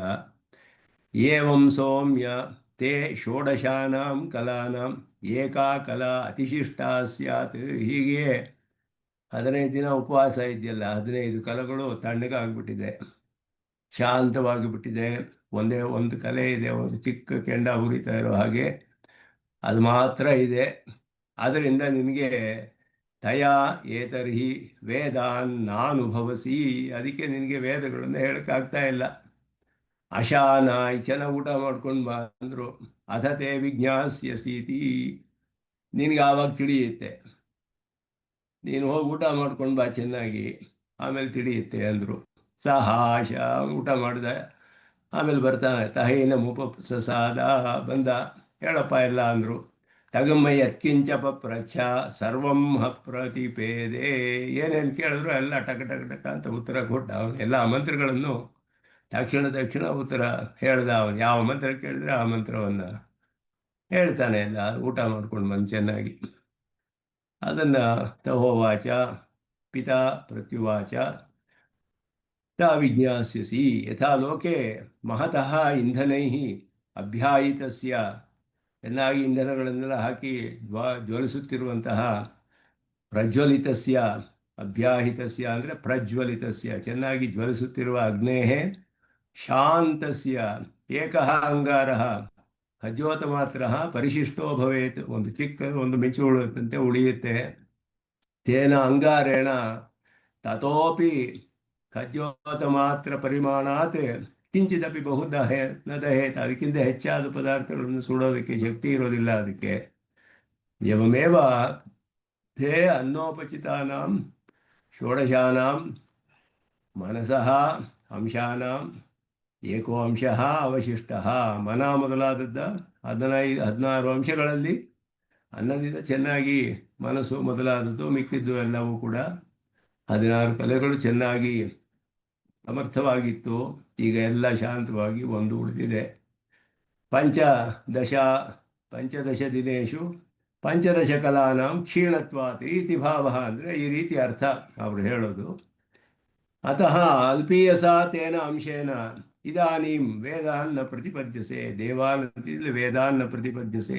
ಆದ್ದರಿಂದ ಅಲ್ಪವಾದ ಒಂದು ಅಂಶದಿಂದ ನಿನಗೇನು ಹೊಳಿತಾ ಇಲ್ಲ, ಊಟ ಮಾಡು, ಆವಾಗ ತಿಳಿತೀಯ. ಭುಂಕ್ಷ್ವ ತದೂರ್ಧ್ವಂ ಮೇ ಯದುಕ್ತಂ ಜ್ಞಾಸ್ಯಸಿ, ನಾನೇನು ಹೇಳಿದ್ನೋ ಮದುಕ್ತಂ ಜ್ಞಾಸ್ಯಸಿ, ನಾನು ಹೇಳಿದ್ದು ನಿಂಗೆ ತಿಳಿಯುತ್ತೆ. ತಿಳಿದ ಮೇಲೆ ಆಮೇಲೆ ಆವಾಗ ಅವನಿಗೆ ತಿಳಿಯಿತು. ಸಹ ಶ್ವೇತಕೇತು ಆಶಾ ಅಂದರೆ ಭುಕ್ತವಾನ್, ಅಥ ಭುಕ್ತ್ವಾ ಪಿತರಂ ಉಪಸನ್ನ, ತಂದೆ ಹತ್ರ ಬಂದ, ಆಮೇಲೆ ಎಲ್ಲವನ್ನು ಹೇಳ್ತಾನೆ. ಪಿತಾ ಇದ್ಯತ್ ಪೃಷ್ಟವಾನ್ ತತ್ತ ಸರ್ವಂ ಸ ಜ್ಞಾನವಾನ್, ಎಲ್ಲವನ್ನು ತಿಳಿದವ ಎಲ್ಲವನ್ನು ಕೂಡ ಸ್ಪಷ್ಟವಾಗಿ ಹೇಳ್ದ ಅವನು. ಅದನ್ನು ತೋರಿಸಿ ಆಮೇಲೆ ಈಗ ಹೇಳ್ತಾರೆ ಅವರು. ತಂ ಹೋವಾಚ ಯಥಾ ಸೌಮ್ಯ ಮಹತಃ ಅಭ್ಯಾಹಿತಸ್ಯ ಏಕಮಂಗಾರಂ ಖದ್ಯೋತಮಾತ್ರಂ ಪರಿಶಿಷ್ಟಂ ತಂ ತೃಣೈಃ ಉಪಸಮಾಧಾಯ ಪ್ರಜ್ವಾಲಯೇತ್ ತೇನ ತತೋಪಿ ಬಹುದಹೇತ್ ಏವಂ ಸೌಮ್ಯ. ಆ ಒಂದು ಮಾತ್ರ ಇರೋದನ್ನ ಸ್ವಲ್ಪ ಎಲ್ಲ ತೃಣಗಳು ಅದು ಎಲ್ಲ ಹಾಕಿ ಚೆನ್ನಾಗಿ ಜ್ವಾಲೆಗಳು ಬರೋ ಹಾಗೆ ಮತ್ತೆ ಪ್ರಜ್ವಲಿಸೋ ಹಾಗೆ ಆದರೆ ಮಾಡಿದ್ರೆ ಆಗ ಅದು ಅಂಗಾರ ಬೇರೆ ಎಲ್ಲ ಅದು ಅನೇಕ ಅಂಗಾರಗಳು ಉಂಟಾಗಿ ಅಲ್ಲಿ ಚೆನ್ನಾಗಿ ಅನೇಕ ಪದಾರ್ಥಗಳನ್ನು ಹಾಕಿದ್ರೂ ಆವಾಗ ಸುಡುತ್ತೆ. ಅದು ಒಂದೇ ಒಂದು ಇದ್ದರೆ ಅದು ಮಾತ್ರ ಆಗೋದಿಲ್ಲ. ಸ್ವಲ್ಪ ಸ್ವಲ್ಪವಾಗಿ ಅದಕ್ಕೆ ಇಂಧನಗಳನ್ನೆಲ್ಲ ಹಾಕಿ ಮತ್ತೆ ಅದನ್ನು ಜ್ವಲಿಸೋ ಹಾಗೆ ಮಾಡಬೇಕು ನಿಧಾನವಾಗಿ. ಹಾಗೆ ಮಾಡಿದ್ರೆ ಆಮೇಲೆ ಚೆನ್ನಾಗಿ ಬೆಳೆದು ಚೆನ್ನಾಗಿ ಜ್ವಲಿಸಿ ಎಲ್ಲವನ್ನು ಅದು ಸುಟ್ಟು ಹಾಕುವಂತಹ ಶಕ್ತಿ ಅದಕ್ಕೆ ಉಂಟಾಗುತ್ತೆ. ಅಗ್ನಿ ಚೆನ್ನಾಗಿರುತ್ತೆ ಅಲ್ಲಿ. ಹಾಗೆಯೇ ಏವಂ ಸೌಮ್ಯ ತೇ ಷೋಡಶಾನಾಂ ಕಲಾನಾಂ ಏಕಾ ಕಲಾ ಅತಿಶಿಷ್ಟ ಅಭೂತ್. ಒಂದೇ ಒಂದು ಕಲೆ ಉಳಿದಿತ್ತು ನಿನಗೆ. ಸ ಅನ್ನೇನ ಉಪಸಮಾಹಿತ ಪ್ರಾಜ್ವಾಲೀತ್. ಅನ್ನ ತಿಂದ ಮೇಲೆ ಚೆನ್ನಾಗಿ ಎಲ್ಲವೂ ಜ್ವಲಿಸಿದ ಹಾಗೆ ಎಲ್ಲವೂ ಸಮರ್ಥವಾಗಿ ಬಂತು. ಮತ್ತೆ ಶಕ್ತಿ ಉಂಟಾಯಿತು ನಿನಗೆ. ತಯ ಆಯತರ್ಹಿ ವೇದಾನೆ ಅನುಭವಿಸಿ. ಅದರಿಂದ ನಿನಗೆ ಇದೆಲ್ಲವೂ ಕೂಡ ಹೇಳಕ್ಕೆ ಅನ್ನಮಯಂ ಹಿ ಸೌಮ್ಯ ಮನಃ ಅಪೋಮಯ ಪ್ರಾಣ ತೇಜೋಮಯಿ ವಾಕ್. ಎರಡನ್ನ ಇಲ್ಲಿ ತಿಳಿಸ್ತಾರೆ. ಅನ್ನಮಯಂ ಮನಃ ಅಂತ ಹೇಳೋದು, ಅಪೋಮಯ ಪ್ರಾಣ ಎರಡೂ ಈ ಉದಾಹರಣೆಯಲ್ಲಿ ಹೇಳಿ. ತೇಜೋಮಯಿ ವಾಕ್ಗೆ ಏನು ಹೇಳಲಿಲ್ಲ ಅವರು. ತದ್ಹಾಸ್ಯ ವಿಜಿಜ್ಞೌ ಇತಿ ಹೇಳು. ಅದರಿಂದ ಇಲ್ಲಿ ಪಿತೇತಿ ಶೇಷಃ ಯಥಾ ಮಹತೋಜ್ವಲಿತ ಶಾಂತಸ್ಯ ವನ್ಹೇಃ ಏಕಮಂಗಾರಂ ಖದ್ಯೋತಮಾತ್ರಂ ಪರಿಶಿಷ್ಟಂ ತೃಣಾದಿಭಿಃ ಉಪಸಮೇಧ್ಯ. ತೃಣ ಮೊದಲಾದವುಗಳಿಂದ ಸ್ವಲ್ಪ ಸ್ವಲ್ಪವಾಗಿ ಅದನ್ನು ಜ್ವಲಿಸುವ ಹಾಗೆ ಮಾಡಿ ಪ್ರಾಜ್ವಾಲಯೇತ್ ಪ್ರಕರ್ಷೇಣ ಆಸಮಂತಾತ್ ವರ್ಧಯೇತ್. ಪ್ರಾಜ್ವಾಲಯೇತ್ ಆಜ್ವಾಲಯೇತ್ ಅಂತ ಎರಡು ಉಪಸರ್ಗಗಳು. ತೇನ ಚ ಏವಂ ಯುದ್ಧೇನ ಅಂಗಾರೇಣ ತತೋಪಿ ಪೂರ್ವ ಪರಿಮಾಣಾತ್ ಬಹುದಹೇತ್ ಇತ್ಯರ್ಥಃ. ಹಾಗೆಯೇ ಪೂರ್ವೋಕ್ತ ದೃಷ್ಟಾಂತವತ್ ಷೋಡಶಾನಾಂ ಮನೋಂಶಾನಾಂ ಏಕವಂಶಃ ಅನ್ನೇನ ಆಪ್ಯಾಯಿತಃ ಪ್ರಜ್ವಲಿತಃ ಸ್ವಕಾರ್ಯಕರಣ ಸಮರ್ಥೋ ಅಭೂತ್. ತನ್ನ ಕಾರ್ಯಕರಣ ಮಾಡೋದಕ್ಕೆ ಸಮರ್ಥವಾಯಿತು. ಅಥೋ ವೇದಾನ್ ಪ್ರತಿಪದ್ಯಸೆ. ಆದ್ದರಿಂದಲೇ ನಾನು ಹೇಳಿದ್ದು ಉಪಪನ್ನವಾಗುತ್ತೆ ನೋಡು. ಇದನ್ನು ತಿಳಿಯುತ್ತೆ ನಿನಗೆ. ಅನ್ನಮಯ ಮನಸ್ಸು, ಅನ್ನದ ಸೂಕ್ಷ್ಮಾಂಶ ಮನಸ್ಸಿಗೆ ಹೋಗುತ್ತೆ, ಹೀಗಿದು ಹೋಗುತ್ತೆ. ಅಪೋಮಯ ಪ್ರಾಣ ತೇಜೋಮಯಿ ವಾಕ್ ಇತಿ ಜಾನೀಹಿ ಇತಿ ಆಚಾರ್ಯ ಉಕ್ತವಾನ್. ಅವ್ರು ಹೇಳಿದ್ರು ಆಗ ತಿಳಿತು ನನಗೆ ಅಂತ ಹೇಳ್ತಾರೆ ಅವರು. ಆದ್ದರಿಂದ ಇಲ್ಲಿ ಅಪೋಮಯ ಪ್ರಾಣ ಅಂತ ಹೇಳಿದ್ದು. ಅನ್ನಾಭಾವೇಪಿ ಇವರು ಹೇಳ್ತಾರೆ ಏವಂ ಮನಃಕಾರ್ಯ ಪ್ರತಿಭಾನ ತದಭಾವಯೋ. ಮನಸ್ಸಿನ ಕಾರ್ಯವೇ ನಮಗೆ ತಿಳಿಯೋದು, ಚೆನ್ನಾಗಿ ಹೇಳೋದಕ್ಕೆ ಜ್ಞಾನ ಉಂಟಾಗೋದು, ಪ್ರಕಾಶವಾಗೋದು ವಿಷಯಗಳೆಲ್ಲ. ಇಲ್ಲದೆ ಇರೋದು ಅದು ಇರೋದು. ಅನ್ನ ತದಭಾವ ಅನುವಿಧಾನಂ ಪ್ರದರ್ಶ್ಯ ಮನಸಃ ಆಪ್ಯಾಯಿತತ್ವ ಉಪಪಾದಿತಂ. ಮನಸ್ಸಿಗೆ ಅದು ಆಪ್ಯಾಯಿಕ ಅನ್ನೋದು. ಮನಸ್ಸಿನ ಪೋಷಣೆಗೆ ಅನ್ನ ಇರಬೇಕು. ಇದಕ್ಕೆ ತಮಾಷೆಯಾಗಿ ಕೆಲವರು ವಾದ ಮಾಡುವಾಗೆಲ್ಲ ಹೇಳ್ತಾರೆ, ಮನಸ್ಸು ಎಲ್ಲಿದೆ ಅಂತ ಹೇಳಿದ್ರೆ ಒಬ್ರು ಹೇಳಿದ್ರಂತೆ ಹೊಟ್ಟೆಯಲ್ಲಿದೆ ಅಂತ. ಯಾಕೆ ಅಂದರೆ ಊಟ ಮಾಡಿದ್ರೆ ನಮ್ಮ ಮನಸ್ಸು ಚೆನ್ನಾಗಿ ಓಡುತ್ತೆ ಅಂತ. ನಾವು ಎಲ್ಲಿದೆ ಅಂದರೆ ಹೊಟ್ಟೆಯಲ್ಲಿದೆ ಅಂತ ಹೇಳಿದ್ರು ಅಂತ. ಹಾಗೆ ಮನಸ್ಸಿನಿಂದ ಅನ್ನ ಮನಸ್ಸಿಗೆ ಆಪ್ಯಾಯಕ. ಅನ್ನಾಭಾವೇಪಿ ಅಮ್ಮಾತ್ರೇಣ ಪ್ರಾಣಸ್ಥಿತ್ಯ ಅಪೋಮಯ ಪ್ರಾಣ ಇತ್ಯಪಿ ಉಪಪಾದಿತಮೇವ. ಇದರಿಂದ ಅದು ಕೂಡ ಉಪಪಾದಿತವಾಗುತ್ತೆ. ವ್ಯತಿರೇಕ ಮುಖೇನ ಉಪಪಾದನಂತೂ ನಾಸೀತ್ ತೇಜೋಮಯವಾಗಿತ್ತು ನತರ. ವ್ಯತಿರೇಕ ಅಂದರೆ ಇದರಲ್ಲಿಯೇ ಇಲ್ಲದೇ ಇರೋದ್ರಿಂದ ಇದೆ, ಅದು ತಿಂದ ಮೇಲೆ ಬರುತ್ತೆ ಅಂತ ಹೇಳಿ ಅದರಲ್ಲಿಯೇ ಸ್ಪಷ್ಟ. ಎರಡು ಕೂಡ ಅದರಲ್ಲಿಯೇ ತಿಳಿಯುತ್ತೆ. ಅತಃ ನೈವ ರೀತ್ಯ. ಹೀಗೆ ಮಿಕ್ಕಿದ್ದನ್ನು ತಿಳಿಸ್ಕೊ ನೀನು. ತೇಜಸ್ಸು ಅವರು ಹೇಳಲಿಲ್ಲ ಅದನ್ನು.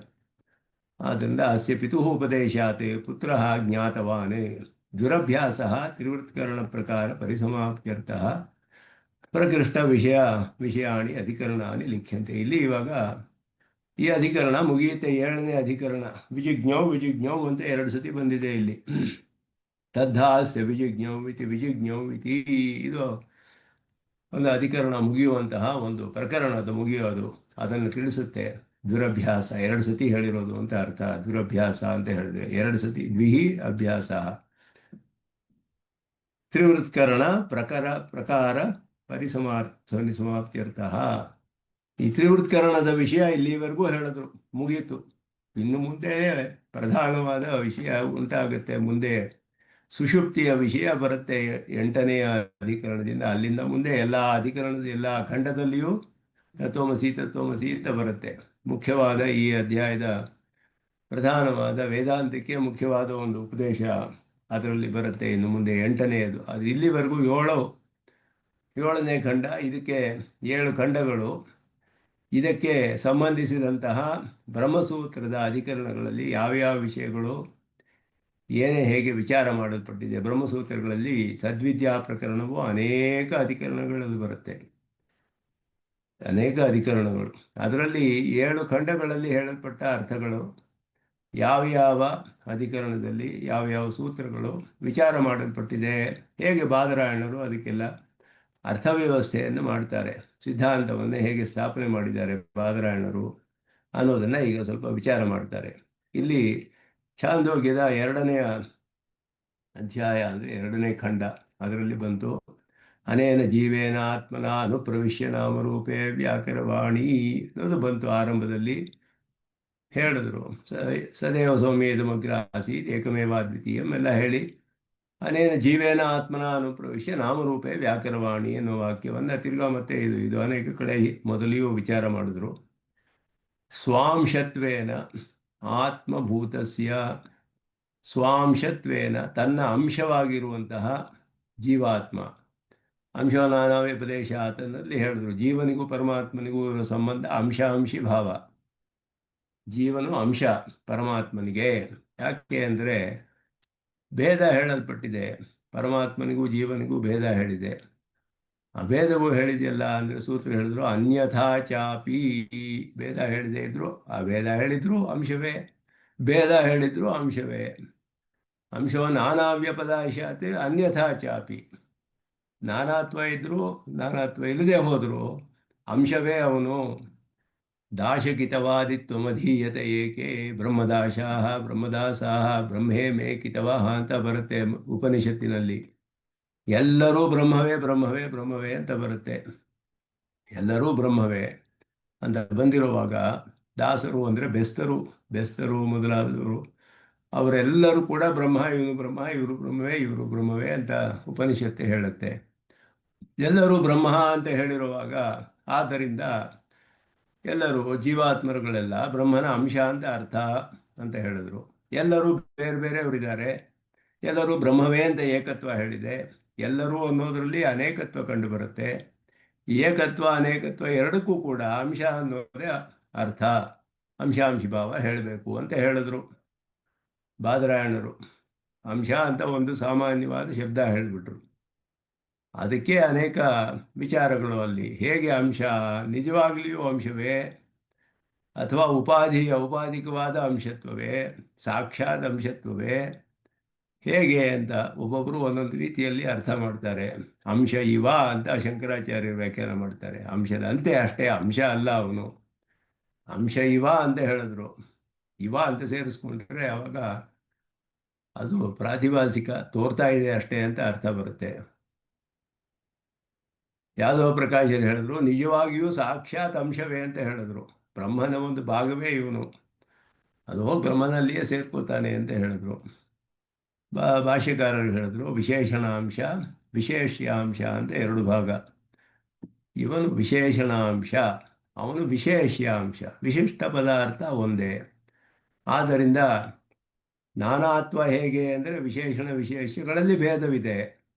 ಏಕತ್ವ ಹೇಗೆ ಅಂದರೆ ವಿಶಿಷ್ಟ ಪದಾರ್ಥ ಒಂದೇ. ಆದ್ದರಿಂದ ದಾಸರೂ ಬ್ರಹ್ಮವೇ ಕಿತವರೂ ಬ್ರಹ್ಮವೇ ಅಂತ ಹೇಳಿದಾಗ ದಾಸತ್ವ ಜೀವನಲ್ಲಿರುವ ಜೀವಾತ್ಮನ ಶರೀರವಾಗಿ ಹೊಂದಿರುವ ಬ್ರಹ್ಮ ಎಲ್ಲ ಬ್ರಹ್ಮಾತ್ಮಕರು ಅನ್ನೋ ವಿಷಯ ತೆಗೆದುಕೊಂಡ್ರೆ ಎಲ್ಲ ಬರುತ್ತೆ. ಅದು 8ನೇ ಅಧ್ಯಾಯದಲ್ಲಿ ಅದುವೇ ಬರುತ್ತೆ ಮುಂದೆ. ಐತದಾತ್ಮವಿದಂ ಸರ್ವಂ ಅನ್ನೋದು. ಅದಕ್ಕೆ ಮೊದಲು ಈ ಅನುಪ್ರವೇಶ ಅನ್ನೋದು ಹೇಗೆ ಅಂತ ಹೇಳುವಾಗ ವಿಚಾರಣೆ ಮಾಡ್ತಾರೆ ಅದನ್ನ. ಅನುಪ್ರವೇಶ ಅಂತಂದ್ರೆ ಏನರ್ಥ?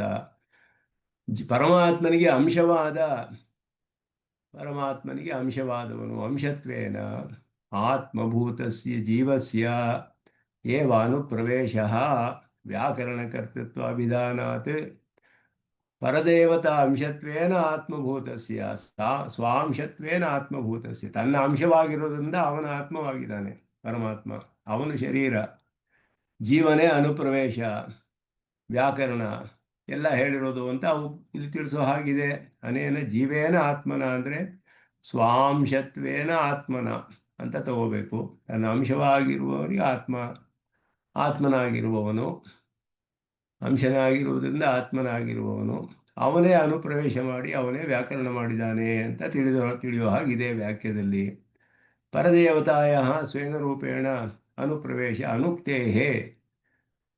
ಪರದೇವತೆ ತನ್ನ ರೂಪದಲ್ಲಿ ಅನುಪ್ರವೇಶ ಮಾಡಿರುವುದು ಹೇಳಿಲ್ಲ ಇಲ್ಲಿ. ಹಾಗೆಯೇ ಹಿರಣ್ಯಗರ್ಭಸ್ಯ ನಾಮರೂಪ ವ್ಯಾಕರಣ ಕರ್ತೃತ್ವಸ್ಯ ಪುರಾಣಾದಿಷು ಪ್ರಸಿದ್ಧತ್ವಾತ್.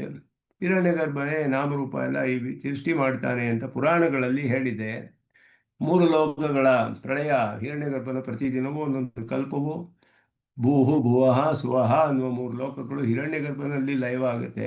ಮತ್ತೆ ಅವನು ಸೃಷ್ಟಿ ಮಾಡ್ತಾನೆ ಮಾರನೇ ದಿನ ಮತ್ತೆ ಪ್ರತಿದಿನವೂ ಅಲ್ಲಿ ಲೈವ್ ಆಗುತ್ತೆ ಅವನಲ್ಲಿ 3 ಲೋಕಗಳು.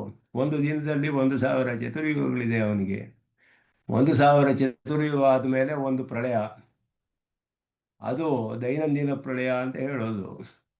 ಚತುರ್ಮುಖ ಬ್ರಹ್ಮನ ಅಲ್ಲಿ ಹೋಗಿ ಸೇರ್ಕೊಳ್ಳೋದು ಅವನ ಒಂದು ದಿನದಲ್ಲಿ ಪ್ರಳಯ. ಈ ರೀತಿ ಚತುರ್ಮುಖ ಬ್ರಹ್ಮನಿಗೆ 100 ವರ್ಷ ಆದಾಗ ಎಲ್ಲ ಲೋಕಗಳು, ಚತುರ್ಮುಖ ಬ್ರಹ್ಮನು ಎಲ್ಲವೂ ಹೋಗಿ ಪರಮಾತ್ಮನಲ್ಲಿ ಲಯವಾಗ್ತಾರೆ. ಅದು ಆತ್ಯಂತಿಕ, ಅದು ಪ್ರಾಕೃತ ಪ್ರಳಯ ಅಂತ ಹೇಳೋದು. ಪ್ರಕೃತಿ ಮಂಡಲವೇ ಹೋಗ್ಬಿಡುತ್ತೆ. ಆದ್ದರಿಂದ ಆ ರೀತಿ ಒಂದು ಪ್ರಳಯ, ಇದು ಒಂದು ಪ್ರಳಯ. ಈ ಚತುರ್ಮುಖ ಬ್ರಹ್ಮನಿಗೆ ಈ ರೀತಿ ಸೃಷ್ಟಿ ಹೇಳಿದೆ.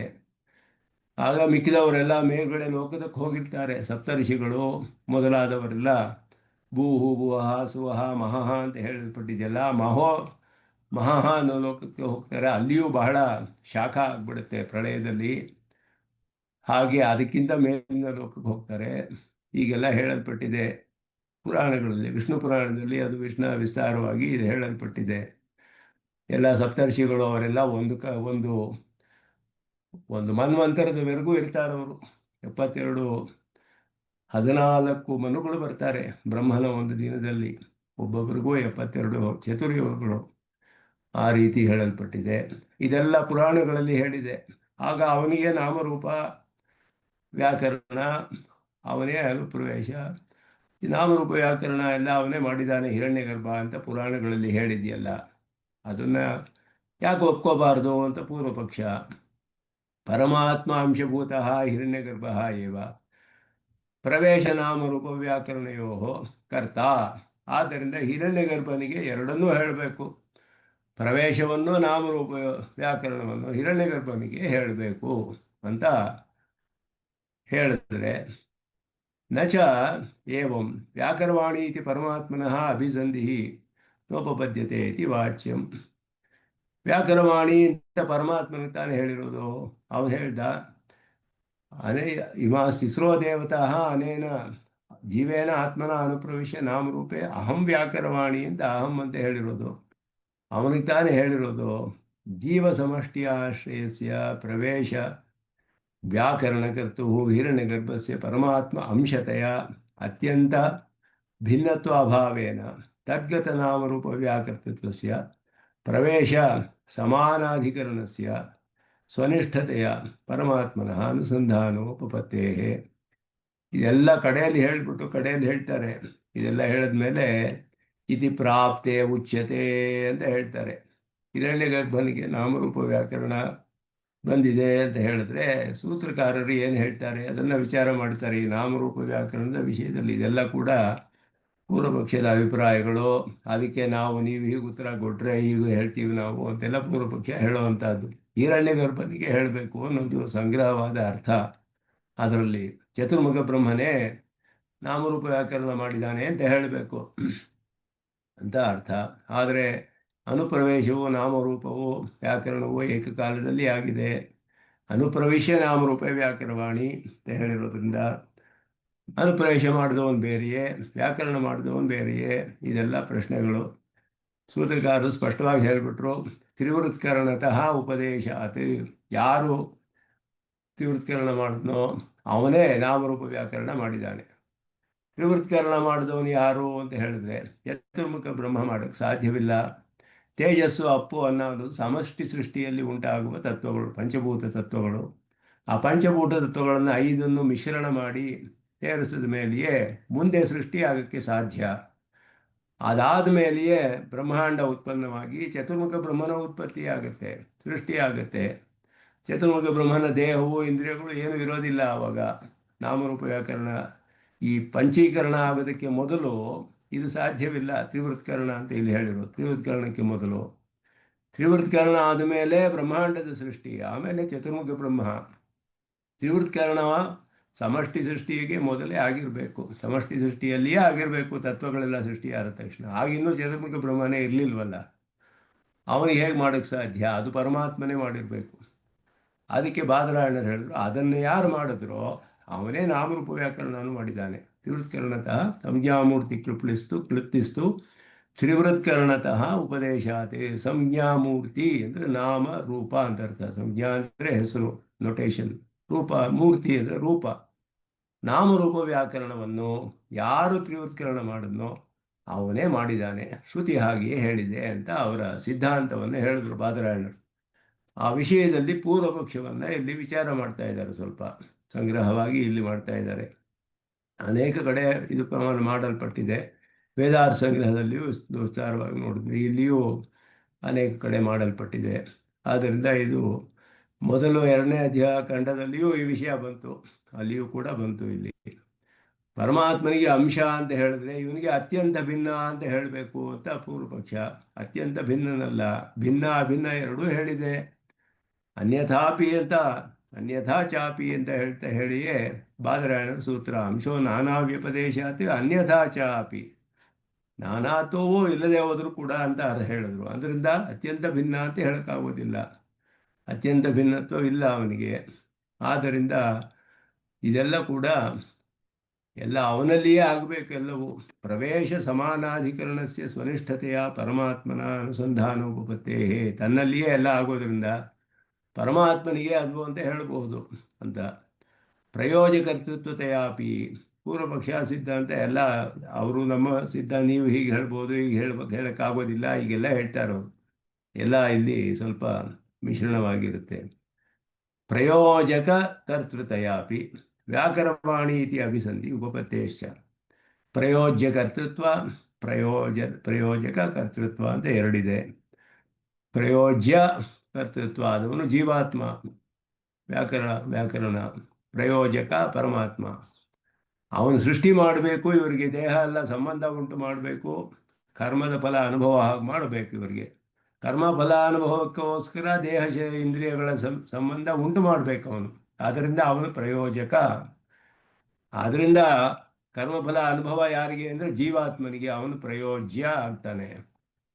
ಹಾಗೆ ಅದು ಆ ರೀತಿ. ಅದನ್ನ ಕಡೆಯಲ್ಲಿ ಸಿದ್ಧಾಂತ ಏನು ಅಂದರೆ ನಾಮರೂಪ ವ್ಯಾಕರಣವು ಅದು ಪರಮಾತ್ಮನೇ ಮಾಡಿರೋದು ಅಂತ ಹೇಳಿಬಿಟ್ಟು, ಅನುಪ್ರವಿಶ್ಯ ನಾಮರೂಪೇ ವ್ಯಾಕರವಾಣಿ ಅಂತ ಹೇಳಿಬಿಟ್ಟು ಸಾಕ್ಷಾತ್ ಜೀವಾತ್ಮನನ್ನು ಪ್ರವೇಶ ಮಾಡಿಸಿದ, ಅವನಿಗೆ ಆತ್ಮನಾಗಿ ಅವನು ಪ್ರವೇಶ ಮಾಡಿದ. ಅದರಿಂದ ಇಲ್ಲಿ ಅನೇನ ಜೀವೇನ ಆತ್ಮನ ಅನುಪ್ರವೇಶ, ಜೀವ ಶರೀರಕ್ಕೇನ ಪರಮಾತ್ಮನ ಅಂತ ಅರ್ಥ. ಅನುಪ್ರವೇಶ ಮಾಡಿ ನಾಮರೂಪ ವ್ಯಾಕರಣ. ನಾಮರೂಪ ಅನುಪ್ರವೇಶವು ನಾಮರೂಪ ವ್ಯಾಕರಣವು ಪರಮಾತ್ಮನಿಗೆ, ಇಬ್ಬರಿಗೂ ಜೀವನನ್ನ ಪ್ರವೇಶ ಮಾಡಿಸ್ತಾನೆ ಇವನು. ಆದ್ದರಿಂದ ಅವನಿಗೆ ದ್ವಾರಕರ್ತ ಅಂತ ಹೇಳಿದ್ದಾರೆ. ಇದುವೇ ಇಲ್ಲಿ.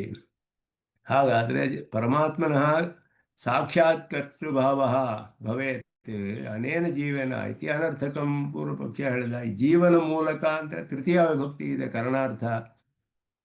ಈ ಜೀವನ ಮೂಲಕ ಮಾಡ್ತೀನಿ ಅಂತ ಹೇಳಿದ್ನಲ್ಲ ಇವನು ಉಪಯೋಗಿಸ್ಕೊಂಡು ಅಂತ ಕರ್ಣಾರ್ಥದಲ್ಲಿ ಇದೆಯಲ್ಲ. ಸಾಕ್ಷಾತ್ ಕರ್ತೃತ್ವ ಹೇಳಿದ್ರೆ ಇದಕ್ಕೆ ಏನು ಪ್ರಯೋಜನ ಇರೋದಿಲ್ಲ. ಜೀವಸ್ಯ ಕರ್ತೃತ್ವ ಅಭಾವೇನ ಚಾರೇಣ ಅನುಪ್ರವಿಶ್ಯ ಪರಸೈನ್ಯಂ ಸಂಕಲಯಾನಿ ಇತಿವತ್ ಕರಣತ್ವ ಏವ ತೃತೀಯ ವಾಚ್ಯ. ಇದು ಒಬ್ಬ ರಾಜನಿಗೆ ಹೇಗೆ ಅವನು ಇನ್ಸ್ಟ್ರೂಮೆಂಟ್ಸ್ ಆಫ್ ಎಲ್ಲರೂ ಕೂಡ ಅವನ ಚಾರರುಗಳೆಲ್ಲ ಅವನ ಸೈನಿಕರು ಎಲ್ಲರೂ ಅವನ ಇನ್ಸ್ಟ್ರೂಮೆಂಟ್ಸು ಆಫ್ ವಾರ್, ಅವನಿಗೆ ಅವ್ರ ಮೂಲಕ ಯುದ್ಧ ಮಾಡ್ತಾನೆ ಅವನು. ಅವರ ಮೂಲಕ ಪರಸೈನ್ಯವನ್ನೆಲ್ಲ ನಾಶ ಮಾಡ್ತಾನೆ. ಆದಾಗ ಚಾರೇಣ ಅನುಪ್ರವೇಶ, ಪರಸೈನ್ಯವನ್ನು ಪ್ರವೇಶಿಸಿ ಚಾರರ ಮೂಲಕ ಅನುಪ್ರವೇಶ ಮಾಡಿ ಅಂದರೆ ಅವರ ಮೂಲಕ ಅಂತ ಅರ್ಥ. ಅವರನ್ನು ಪ್ರವೇಶ ಮಾಡಿಸ್ತಾನೆ ಇವನು, ತಾನೂ ಹೋಗ್ತಾನೆ ಹಿಂದೆ ಹೋಗಿ ಅವ್ರ ಮೂಲಕ ಶತ್ರುಗಳನ್ನು ನಾಶ ಮಾಡ್ತಾನಲ್ಲ. ಹಾಗೆ ಪರಸೈನ್ಯಂ ಸಂಕಲಯಾನಿ ಅಂತ ಹೇಳೋ ಹಾಗೆ ಆವಾಗ ಕರಣತ್ವ, ಆವಾಗ ತೃತೀಯ ಬರುತ್ತೆ. ಚಾರೇಣ ಅನುಪ್ರವೇಶ, ತೃತೀಯ ವಿಭಕ್ತಿ. ತೃತೀಯವಾಗಿ ಹೀಗೆ ಅರ್ಥ ಮಾಡಬೇಕು, ತಾನು ಸಾಕ್ಷಾತ್ತಾಗಿ ಇಲ್ಲ, ಇನ್ನೊಬ್ಬರ ಮೂಲಕ ಮಾಡಿಸೋದು ಅಂತ. ಹಾಗೆ ಕರಣತ್ವಂಚ ತದಾ ಇವ ಉಪಪದ್ಯತೆ. ಇದು ಪರಮಾತ್ಮ ಪ್ರಯೋಜಕಕರ್ತ, ಜೀವಶ್ಚ ಪ್ರಯೋಜ್ಯಕರ್ತ ಸ್ಯಾತ್. ಇದು ಈ ರೀತಿಯ ಸಂಬಂಧವನ್ನು ಅದರಲ್ಲಿಯೂ ಹೇಳ್ಬೋದು. ಮಹಾರಾಜನಿಗೂ ಚಾರ್ಯರಿಗೂ ಪ್ರಯೋಜ್ಯ ಕರ್ತೃತ್ವ ಹೇಳ್ಬೋದು. ಪ್ರಯೋಜಕ ಕರ್ತೃಹಿ ಸಾಕ್ಷಾತ್ಕರ್ತ ಕರಣಂ ಭವತಿ. ಪ್ರಯೋಜಕ ಅವನಿಗೆ ಸಾಕ್ಷಾತ್ಕರ್ತ, ಅವನಿಗೆ ಇದಾಗ್ತಾನವನು. ಆದ್ದರಿಂದ ಇಲ್ಲಿ ಪ್ರಧಾನ ಕ್ರಿಯೋದ್ದೇಶೇನ ಪ್ರಯೋಜಕೇನ ಪ್ರಯೋಜ್ಯಕರ್ತು ವ್ಯಾಪ್ರಿಯ ಮಾಡಿದ್ಲಿ. ಪ್ರಯೋಜ್ಯ ಪರಮಾತ್ಮನೇ ಪ್ರಯೋಜಕ, ಜೀವಾತ್ಮ ಇಲ್ಲಿ. ಯಾಕೆಂದರೆ ಇದರಿಂದ ಪ್ರಯೋಜನ ಬರೋದು ಪರಮಾತ್ಮನಿಗೆ, ಫಲ ಸಂಬಂಧವನ್ನು ಉಂಟು ಮಾಡಬೇಕು, ಫಲಾನುಭವ. ಅದರಿಂದ ಪ್ರಯೋಜಕ ಕರ್ತ ಯಾರಿದಾನೋ ಅವನಿಗೆ ಸಾಕ್ಷಾತ್ಕರ್ತ ಆದವನು ಕಾರಣವಾಗ್ತಾನೆ, ಇನ್ಸ್ಟ್ರೂಮೆಂಟ್ ಆಗ್ತಾನೆ ಅಂತ ಅರ್ಥ. ಜೀವಾತ್ಮನೇ ಸಾಕ್ಷಾತ್ಕರ್ತ ಆದರೆ ಪರಮಾತ್ಮನಿಗೆ ಅವನು ಒಂದು ಉಪಕರಣವಾಗ್ತಾನೆ. ಪರಮಾತ್ಮನು ಈ ರೀತಿ ಅವನಿಗೆ ಫಲ ಸಂಬಂಧದೊಡನೆ, ಫಲದೊಡನೆ, ಅನುಭವದೊಡನೆ ಸಂಬಂಧ ಉಂಟು ಮಾಡೋಕ್ಕೋಸ್ಕರ ಶರೀರವನ್ನು ಕೊಡಬೇಕು ಅವನು ಅಂತ ಅರ್ಥ. ಇದರಿಂದ ಪ್ರಯೋಜನ ಬರೋದು ಇವನಿಗೆ. ಆದ್ದರಿಂದ ಪ್ರಯೋಜ್ಯನೇ ಪರಮಾತ್ಮ ಪ್ರಯೋಜ್ಯ ಅಂತ ಹೇಳಬೇಕು. ಅವನು ಪ್ರಯೋಜಕ ಆಗ್ತಾನೆ. ಅವನಿಗೆ ಫಲಾನುಭವ, ಇವನು ಫಲಾನುಭವ ಉಂಟು ಮಾಡಿಸೋದು ಇವನು, ಹಾಗೆ ಅರ್ಥ ಬರುತ್ತೆ ಅದರಲ್ಲಿ. ಆದ್ದರಿಂದ ಜೀವೇನ ಇತಿ ಕರಣತ್ವೇನ ನಿರ್ದಿಶ್ಯಮಾನ ಜೀವ ಸಾಕ್ಷಾತ್ಕರ್ತ ಇತಿ ಅವಸೀಯತೆ. ಜೀವೇನ ಅಂತ ಹೇಳಿದಾಗ ಅವನೇ, ಚಾರರೇ ನಿಜವಾಗಿಯೂ ಸೈನ್ಯವನ್ನು ಪ್ರವೇಶ ಮಾಡಿದವರು. ಮಹಾರಾಜ ಅವರ ಮೂಲಕ ಸೈನ್ಯವನ್ನು ನಾಶ ಮಾಡಿದ. ಅದರಿಂದ ಜೀವನೇ ಸಾಕ್ಷಾತ್ತಾಗಿ ಪ್ರವೇಶ ಮಾಡಬೇಕು. ಆದ್ದರಿಂದ ತೇಜೋಬನ್ನಾನಿ ಪ್ರವಿಶ್ಯ ಹಿರಣ್ಯಗರ್ಭೇವ ನಾಮರೂಪೇ ವ್ಯಾಕರೋತಿ. ಆದರೆ ಸಾಮಾನ್ಯ ಜೀವ ಅಲ್ಲ ಅವನು ಸಮಷ್ಟಿ ಜೀವ, ಹಿರಣ್ಯಗರ್ಭ.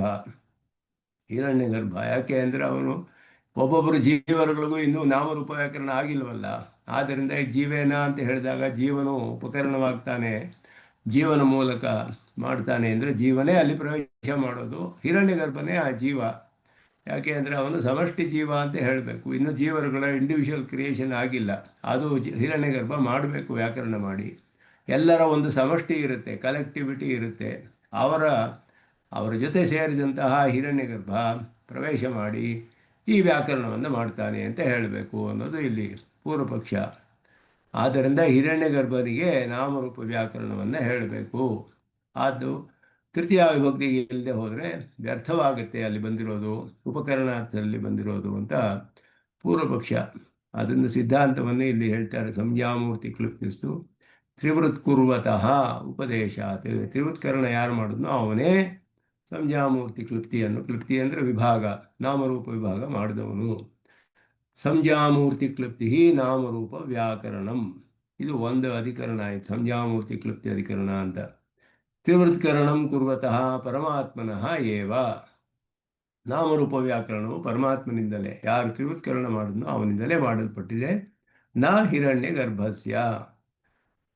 ಅನೇನೈವ ಜೀವೇನ ಆತ್ಮನ ಅನುಪ್ರವಿಶ್ಯ ನಾಮರೂಪೇ ವ್ಯಾಕರೋತ್ ತಾಸಾಂ ತ್ರಿವೃತಮೇಕೈಕಾಂ ಅಕರೋತ್ ಇತಿ ತ್ರಿವೃತ್ಕರಣ ನಾಮರೂಪ ವ್ಯಾಕರಣಯೋ ಸಮಾನಕರ್ತೃತ್ವ ಅವಗಮಾತ್.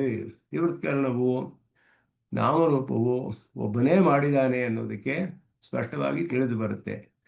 ತ್ರಿವೃತ್ಕರಣ ನಾಮರೂಪ ವ್ಯಾಕರಣ ಎರಡೂ ಒಬ್ಬನೇ ಮಾಡಿರೋದು ಅನ್ನೋದು ತಿಳಿದು ಬರುತ್ತೆ ಇದರಲ್ಲಿ. ನಚ ತ್ರಿವೃತ್ಕರಣಂ ಹಿರಣ್ಯಗರ್ಭಕರ್ತೃಕಂ ಸಂಭವತಿ. ಅವನಿನ್ನೂ ಸೃಷ್ಟಿಯೇ ಆಗಿರೋದಿಲ್ಲ. ಹಿರಣ್ಯಗರ್ಭಸ್ಯ ತ್ರಿವೃತ್ಕೃತ ತೇಜೋವನ್ನು ಉತ್ಪಾದಿತ ಬ್ರಹ್ಮಾಂಡ ಸೃಷ್ಟತ್ವ ಆವೇದನೇನ ತಸ್ಯ ತ್ರಿವೃತ್ಕರಣಕರ್ತೃತ್ವ ಅಸಂಭವಾತ್.